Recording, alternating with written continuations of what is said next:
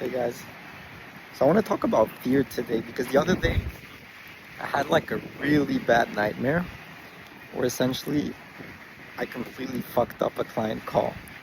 But I realized this nightmare was so intense, it made like a lot of fears come out. It made me realize how fearful I was of things around me.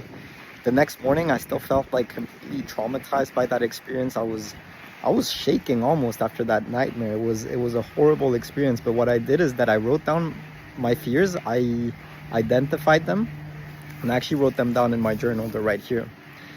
My first fear was an identity-based fear. It was I'm not good enough.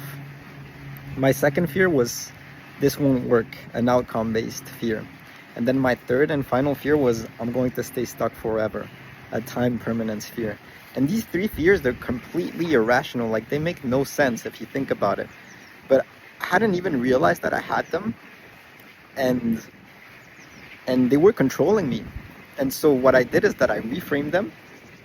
And so the counter frames are I'm good enough for the next step. I'll iterate until it works. And three, this is just a phase. And associated to each of those fears, you have to take action. You have to break the loop.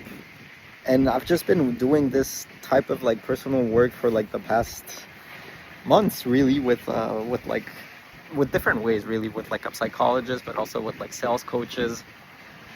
And what I've come to realize is that fear can either control you without you realizing it, or you can learn to control the fear because it's subconscious. I wasn't even realizing, but the fears were coming up during my days like as a form of anxiety, and it was just like dictating my behavior. And now that I've realized that I had those fears stuck inside of me, things have completely changed. By the way, that client call that I was scared to fuck up, I just had it, completely aced it.